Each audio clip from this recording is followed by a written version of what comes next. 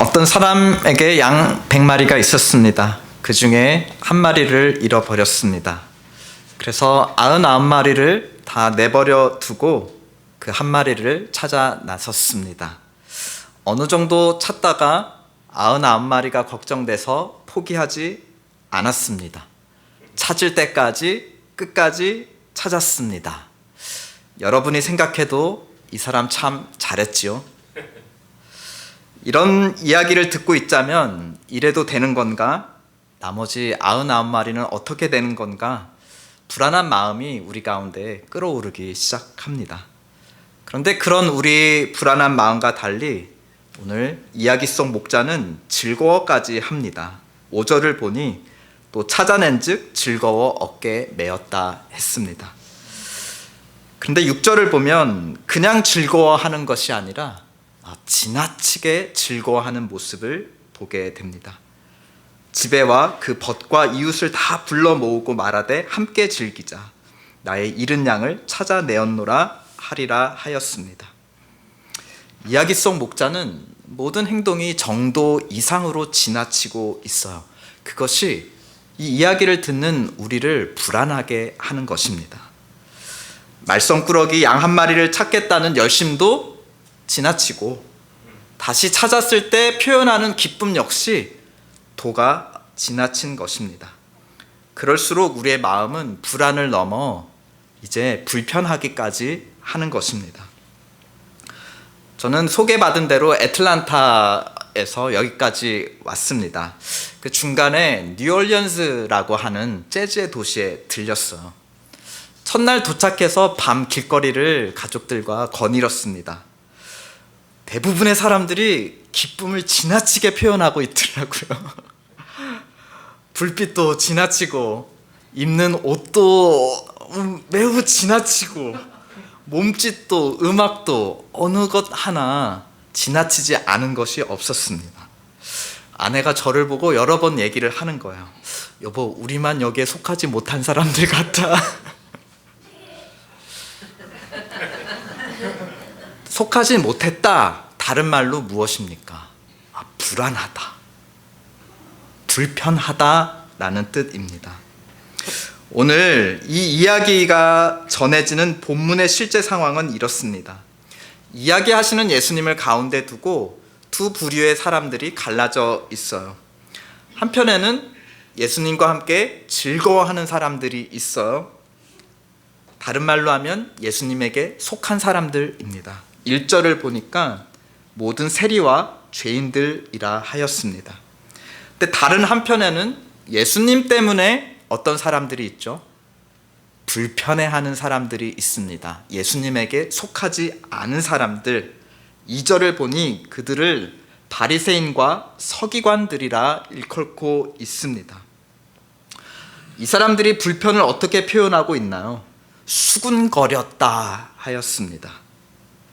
그런데 우리가 앞서 누가복음 6장에 보면 예수께서 안식일에 손이 말라서 쓰지 못하는 사람을 고치십니다. 그때 바리새인과 서기관들이 그것을 보고 서로 수군거리면서 어떻게 예수를 죽일까 처음으로 의논하기 시작합니다. 지금 벌써 6장에서부터 예수님을 어떻게 죽일까라는 말들이 나오기 시작한 그 상황에서 지금 15장에 다시 수군거렸다.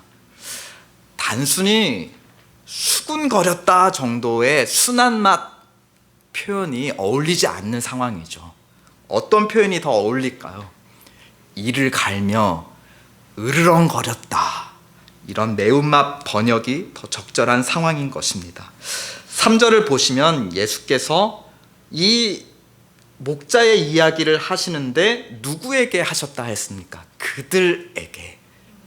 예수님으로 말미암아 불안해하고 불안을 넘어 불편을 넘어 살기를 드러내는 그들을 진정시키기 위해서 이 비유를 말씀하셨다 한 것입니다. 그런데 그뿐만이 아니라 이어지는 이야기에서 잃어버린 동전을 찾은 여인의 이야기도 들려주시고 또 마지막에 우리가 잘 알고 있는 유명한 이야기죠. 잃어버린 아들을 찾는 이야기. 이 모든 이야기들이 누구에게 들려지는 이야기였다는 것이에요. 예수님을 받아들일 수 없는 사람들. 이 이야기에 나오는 주인공들은 공통점이 있습니다. 목자, 여자, 그리고 마지막 이야기의 아버지. 어떤 공통점이 있을까요? 자격 없는 대상에게 지나친 은혜를 베풀고 또 지나친 기쁨을 표현하는 공통된 모습이 있습니다. 이들 이야기 속의 한 사람 한 사람의 모습은 예수님을 비추는 조명과 같아요. 목자라는 조명 하나, 여인이라는 조명 하나, 그리고 마지막에 아버지라는 조명. 빛이 하나 더해질수록 무대는 더 어떻습니까? 더 밝아지죠. 그 스팟라이트를 받는 자리에 밝게 드러나는 분은 누구십니까? 이 이야기를 들려주고 계시는 예수님 자신인 것이에요. 이 빛에 비추어 우리 한번 우리가 알고 있는 모든 복음서, 예수님의 이야기들을 한번 다 조명해보고 한번 리뷰해봐요. 언제 주 예수께서 부족하게 은혜를 베풀어서 사람들에게 욕을 먹으신 적이 있던가? 한번 생각해 보세요. 그런 경우가 있었나? 어떻습니까? 대부분 무엇 때문에 욕을 먹으셨어요? 지나치게 은혜를 베풀어서 항상 욕을 먹고, 누가복음 6장부터는 이 사람을 어떻게 죽일까 말이 나오기 시작했다는 것입니다. 말이 나왔다라는 것은 무슨 뜻이에요? 그때 첫 마음을 먹고 말이 나왔다는 거예요? 아니면 그런 마음을 먹은 것은 옛날 옛적이었는데 계속 쌓이다 보니까 이게 여기까지 나와서 드디어 말이 나오기 시작한 겁니까? 한 사람만 나온 것이에요? 아니면 여러 사람들이 그 마음이 넘쳐서 서로 수군거리게 된 것입니까? 무엇이에요? 예수님은 항상 지나친 은혜를 베푸심으로 욕을 드셨다라는 것입니다. 오늘 본문도 마찬가지죠. 식탁 교제를 죄인과 세리에게까지 너무 지나치게 문을 열어주셨다. 그것이 문제가 된 것입니다. 정도를 지키려고 하는 사람들, 상식을 지키려고 하는 당시의 사람들을 예수님은 계속 불편하게 하시는 존재였던 것이요. 그것은 다름 아니라 지나치게 선을 넘는 문제. 선 안에 부족한 것이 문제가 아니라 무엇이 문제라고요? 그 당시 일반 상식, 유대인의 상식, 그 넘어서는 모습이 문제가 되었습니다. 그런데 7절을 보십시오. 그렇게 지나치게 선을 넘는 모습은 다름 아니라 하늘에서부터 이 땅으로 예수님을 보내신 아버지 그분의 모습이었습니다. 우리 7절 다 함께 읽어보실까요? 시작. 한 사람이 회개하면 하늘에서는 없는 의인 아웃아보로 말미암아 기뻐하는 것보다 더 하리라. 그렇다면 하나님 아버지는 왜 이토록 지나친 은혜를 베푸시는가? 그 비밀이 오늘 읽은 본문 5절에 숨겨져 있는 것 같습니다.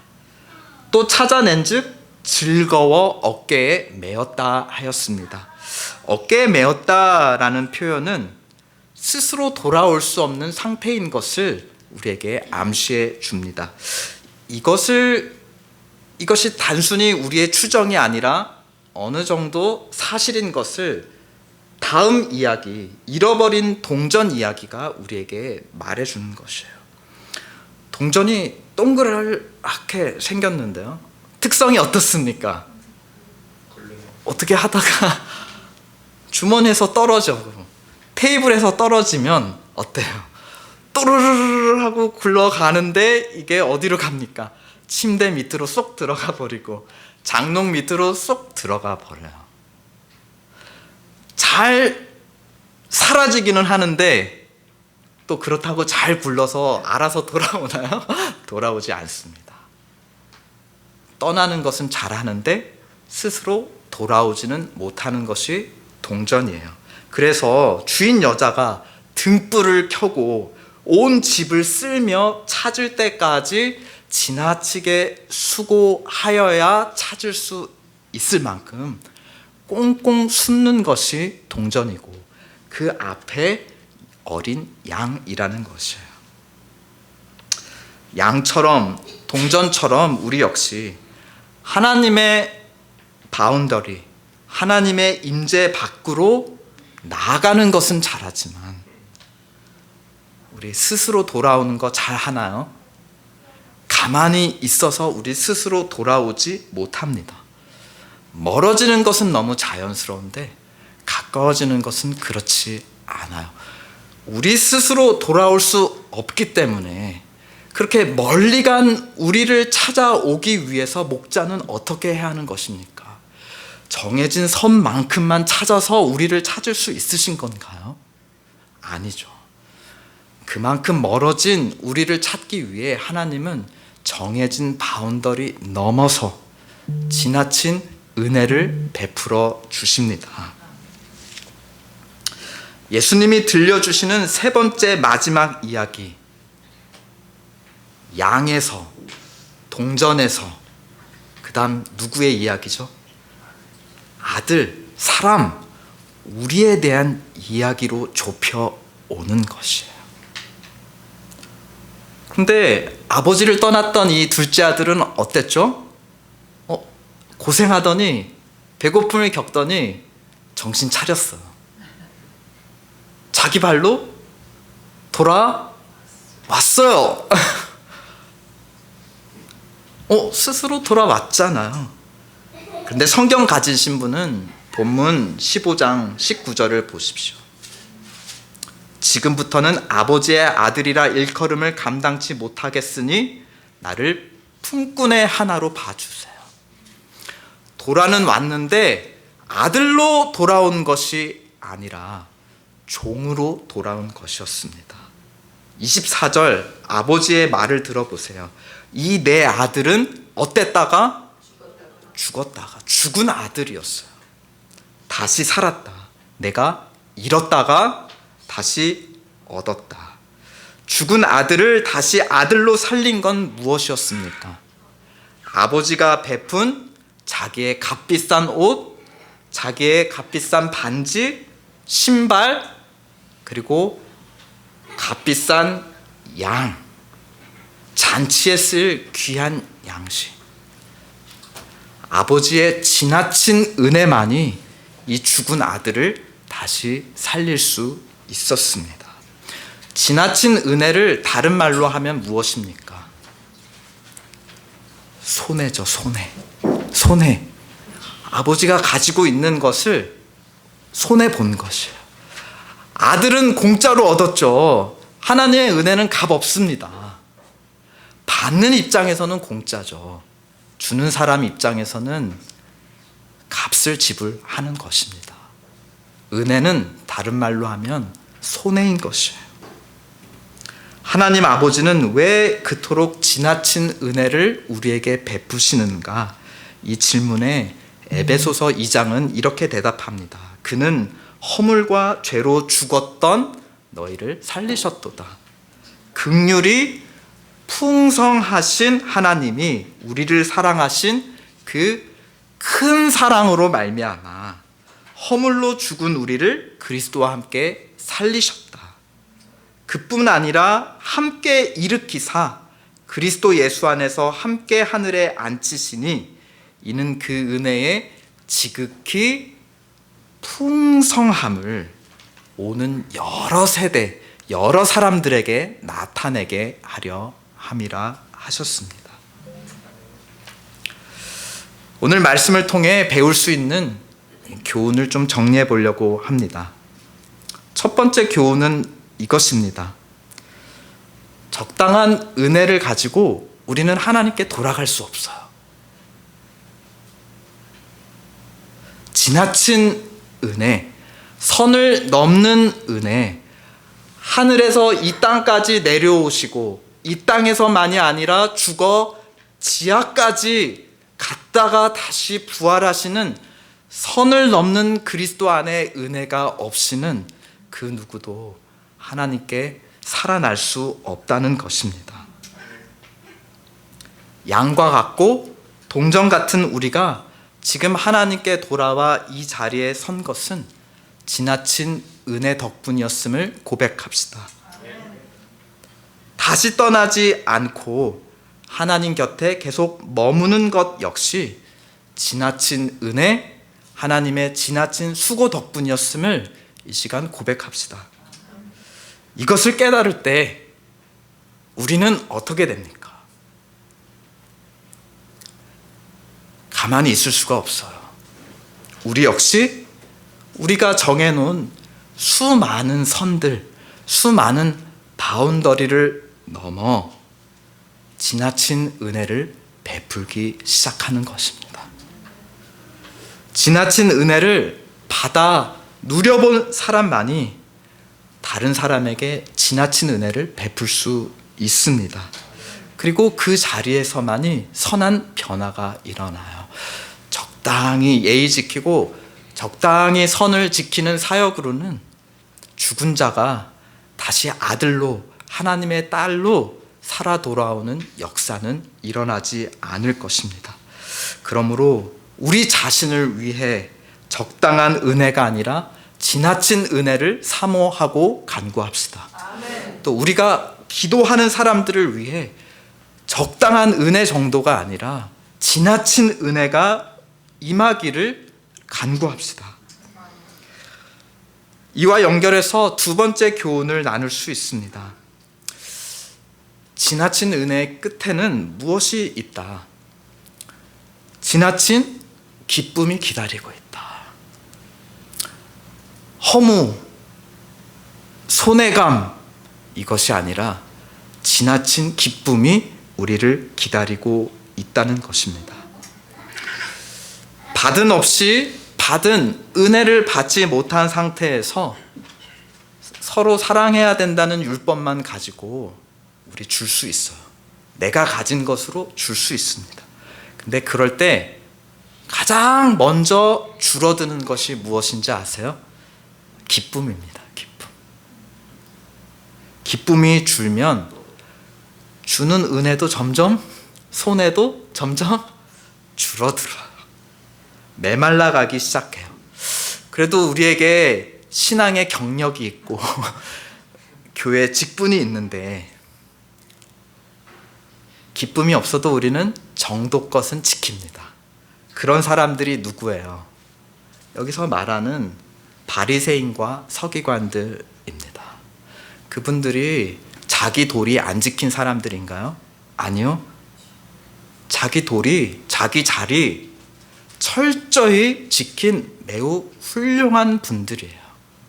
그런데 자신들은 하나님 앞에 성결을 지킬 수는 있을지 몰라도 다른 사람들, 잃어버린 사람들을 하나님 앞에 돌아오게까지는 못하는 것이 이들의 영성이고 신앙입니다. 그러다 하나님과 함께 지나치게 수고하는 옆에 사람들이 일어나잖아요. 그럼 어떻게 하는 것입니까? 오늘 2절 말씀처럼 수군거리기 시작하는 것이에요. 왜요? 나를 불편하게 하잖아요. 정도껏 그만큼 하면 되는데 넘어서서 하자고 하니까 불편해지기 시작하는 것입니다. 그러고 보면 지나친 기쁨이야말로 은혜의 열매일 뿐만이 아니라 뿌리인 것을 우리는 알 수 있습니다. 히브리서 12장 2절 말씀, 예수께서 우리에게 베푸신 지나친 은혜, 십자가의 은혜의 비밀은 즐거움이다 라고 증거하고 있습니다. 말씀이 이렇습니다. 믿음의 주요 또 온전케 하시는 이인 예수를 바라보자. 저는 그 앞에 있는 무엇을 위해서 십자가를 참으셨다 했습니까? 기쁨을 위해, 즐거움을 위해 십자가라고 하는 자기 모든 것을 내어주는 선 넘는 지나친 은혜를 베풀 수 있었다. 그것은 아버지로 말미암는 즐거움이었고, 그 끝에 하나님 보좌 우편에 앉으시는 영원한 기쁨 속에 들어가셨다는 것입니다. 그러므로 하나님과 함께, 교회와 함께 우리는 지나치게 수고합시다.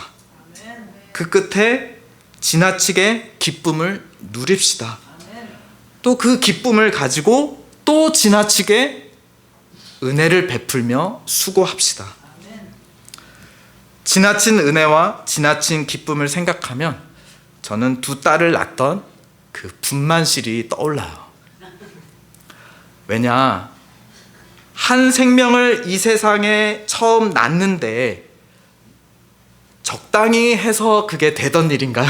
어머니들, 뱃속의 아기를 세상에 낳는데 그냥 적당히 힘을 줘서 쑥쑥 나왔다는 얘기를 제가 들어본 적이 없습니다. 이 남자들 모이면 군대 얘기하잖아요. 군대 나 너무 쉬웠다 말하는 남자들 있나요? 아닙니다. 너무 힘들었다, 다 고생하는 얘기들 해요. 우리 어머니들에게는 출산의 이야기가 있는데 제가 한 번도 우리 첫째 딸은 그냥 들어가자마자 의사들 오기 전에 나왔어, 이런 경우를 못 들어봤어요. 다 어렵게 낳은 이야기, 자기의 모든 것을 지나치게 쏟아 부어야 나올 수 있는 것이 새로운 생명입니다. 근데 또 하나, 그 출산의 현장이 우리에게 알려주는 또 다른 영적인 신비가 있어. 그 고생해서 낳은 아기를 봤을 때 어떤 산모도 적당히 기뻐하지 못합니다.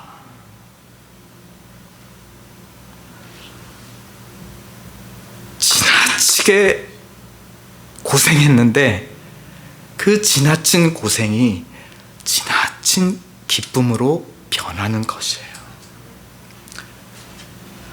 제가 이 달라스에 머무르는 호텔 첫날 밤에 천장이 자꾸 쿵쿵 거리는 거예요. 그리고 흔들리면서 이 등이 자꾸 흔들리고 소리를 내는 것입니다. 밤 10시, 11시, 늦은 밤이 됐는데도 소리가 계속돼요. 그래서 제가 호텔 데스크에 가가지고 좀 컴플레인을 했습니다. 그래서 직원이 이제 윗방에 전화를 할 테니까 괜찮을 거라 했어요. 그랬더니 소리가 좀 뜸해졌어요. 그러다가 또 여전히 소리가 가끔씩 나기 시작해요. 근데 다음날 아침 제가 호텔 라운지에서 아침 식사를 먹는데 좀 한 아이가 유난히 눈길을 끌었어요. 보니까 매우 부자연스럽고 과장된 몸짓으로 쿵쿵거리고 막 여기저기 뛰어다니고 소리를 막 갑자기 크게 지르는 아이였어요. 아마 태어나면서 선천적으로 어떤 그 다운 증후군 같은 장애를 안고 태어난 것 같아요. 근데 그 아들을 바라보는 부모님의 눈빛이 참 복잡하죠.